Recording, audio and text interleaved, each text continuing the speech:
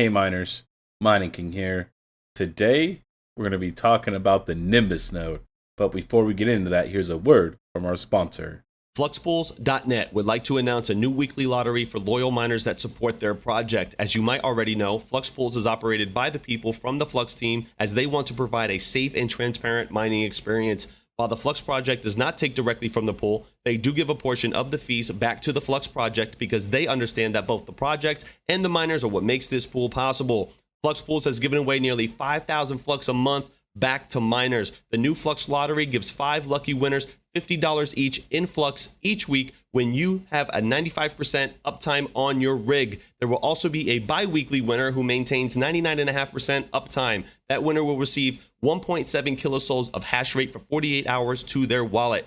Flux Pools has also announced a 0% mining fee and 1% parallel asset fee forever. This on top of the weekly loyalty program. You can also earn up to 3 Flux per week. That giveaway prize will be sent directly to the mining address and nowhere else. Furthermore, Fluxpools.net has just launched a Neoxa pool with a miner loyalty program where you can earn up to 1,000 Neoxa for up to 1 gigahash each week with 0% mining fee for the first 30 days. Please do not mine directly to an exchange as your rewards may be lost as a result. Come see why Fluxpools.net is a great place to mine.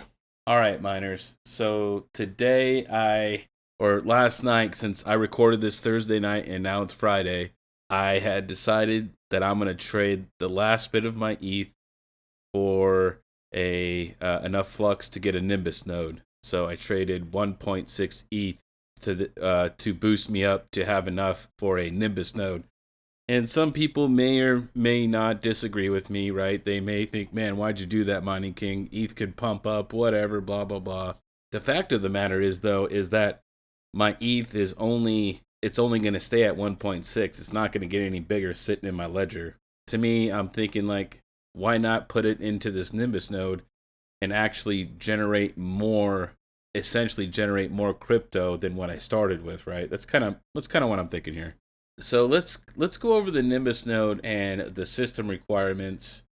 Now, this is going to be, I won't be able to use my Xeon server. So some of you guys know that I have an Intel Xeon server with 20 cores and 40 threads. Because of how old the Xeon architecture is, because it is like a 10-year-old server, I am not able to run that on my Xeon servers anymore. So this is going back to my Unraid server, and I'll be running my Nimbus node via the Unraid server. So I'll go over the specs of the system here in a second, but let's go over so we're over here at runonflux.io, which is, the website for Flux. And this is the requirements for the nodes. And you can see the Nimbus node is 4 cores, 8 threads, 32 gigs of RAM, 440 gigabytes of SSD storage or NVMe storage. It has to have 180 megabyte read and write, as well as 640 executions per second, and then 50 up and 50 down for the download speed. So there's a couple things going on here when we're moving up to Nimbus, right? We're going from 8 Cumulus to 1 Nimbus. Well, 1, obviously, we don't need as many cores and threads, right? Before I needed like 16 cores and 16 cores and 32 threads in order to be able to run all those VMs, essentially, right? So it's a lot less cores needed because I'm only having to run 1 VM now, which is another plus, right? I don't have to manage 8 Cumulus nodes now. Now I just manage just 1. There is a bump up in RAM, but if you think about 8 Cumulus nodes, that's 64 gigs of memory versus 32 gigs of memory. So I cut it in half. For 8 Cumulus nodes, that's about 1.6 terabytes of SSD storage, which now I'm only going to be using 440 gigabytes. So it's about a quarter of what it was. The only thing that goes up in this area is going to be the executions per second. We go from 240 up to 640. So that's almost triple the executions per second. Network, bandwidth speed. Technically, you would need 200 up and 200 down for the Cumulus nodes for all 8. Now, they don't all benchmark at the same time, so you don't need like 200 constant, but you would want that give or take depending upon if there's like 2, 3, 4, or 5 of the nodes doing some kind of a benchmark test at any one given point, right? So now I go from 200 all the way down to 50. So I've cut it down to like 25% of that. So once again, a huge reduction as far as requirements go. Now let's go over to the let's go to the Flux node economics here and get the breakdown of what we would make on a Nimbus node versus the Cumulus nodes. Let's do some math. Every month, the Nimbus node will generate 89.25 flux. Mining King, that's also going to be a reduction. And yes, it will be, right? Sort of. Let's do the math. Let's figure everything out. Now, one thing to keep in mind about this, though, is the Cumulus node is about at 14 to 15 days, depending upon, when people are getting kicked off and stuff like that. It was up to like, I think like 15 and like 6 hours. And the last time I looked, it was down to like 14 and 23 hours. So you're only going to get 2 payments a month. So keep that in mind. So we got our calculator over here. I'll put over here the Stratus since we don't need the Stratus information. Cumulus node rewards is 11.43 a month plus 8 Flux tokens, which are your parallel assets. So you're getting a total of 19.43 Flux. But once again, to fuse those tokens, you're not going to be able to do that each month because swapping them over will require you to have some of the other native token like Avalanche, Ergo. You'll have to have some dust in your wallet to move those things around. Just so you guys know, the parallel assets is different from when you mine to when you run a node. A node is actually going to give you the Flux Ergo token instead of just Flux. So you'll have to convert it over. So we're at 19.3. Now we're going to times this by 8 because I had 8 of them, right? So essentially, with all the parallel assets, I'm looking at 155.444 flux per month.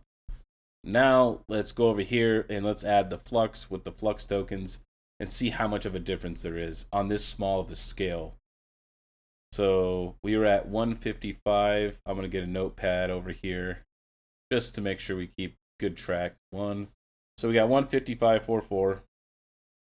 Now we need to get, so we got 89.25 plus 62.47. And what do we get? 151. So, I mean, you're talking a couple of flux. So from a yield standpoint, you are going to make a tiny bit less. Not even quite 3 flux. It's not even, or it's going to be about 3.7 flux is what you're going to lose by taking 8 of these and going to a Nimbus. But you're going to be getting your payouts in flux every 3 days. So if your Nimbus does go down, you don't have to wait that much longer to go to the back to the front of the line. Versus if your Cumulus node goes down, it will be down and then you have to restart over again. And that's going to be like a 2-week wait. Just think about that. This is at 14, 15 days to get your payout for each one to get this total per month. This is every 3 days and 5 hours. And then the Stratus, I think, is at 2 days or something like that. So obviously, because there's not as many Nimbus and Stratus nodes, their wait time as far as waiting in line is much, much less. So that's one perk. But there is, yes, a drawback. You do lose about 3.7 flux, but you also don't have to run as much hardware. You don't need to have 16 cores and 32 threads, and you don't need all that bandwidth, and there's a lot you don't need for it. So it's a give and take. I think this is going to be the smarter move in the end, because obviously I think that more Cumulus nodes will come online and is gonna stretch those wait times for your to get to the back to the front of the line again. So this is why I wanted to move up to Nimbus. I felt it was a better play, but we'll have to see. I'll have to maybe do some follow up videos to see if this was actually a good decision. Right? It may not be. So let's go over the hardware. And just to show you guys in my Zelcore, it is not online yet. It was at 97. Probably when I refresh this, it'll be at 100. I am installing the Flux OS right now as we speak, as I'm recording this. So it's at 105. So as soon as I'm done installing the node software and all that stuff, it will be 100% ready to go, and I'll be able to just turn it on, which is what I wanted. Because you can see right here that this is pegged because it's installing the Flux node software. This is my Unraid server. This is consumer grade level hardware. I think that's the cheapest way to go if you want Nimbus and Stratus. Stratus, if you want to do servers per se, like enterprise level, it'll have to be Epic. None of the Xeons will be able to meet the requirements of the executions per second unless it's an Epic if you want enterprise grade level stuff. So consumer grade is much cheaper. This was my editing PC. I decommissioned it a while back and I made this Unraid server. So now I do all my gaming and editing off one computer. So this has a Z590 Aorus Ultra with 64 gigs of RAM and a i9 10850K. So it's got some power behind it. The reason that it's Intel is only because I bought a GPU from the Newegg Shuffle and it came with this motherboard.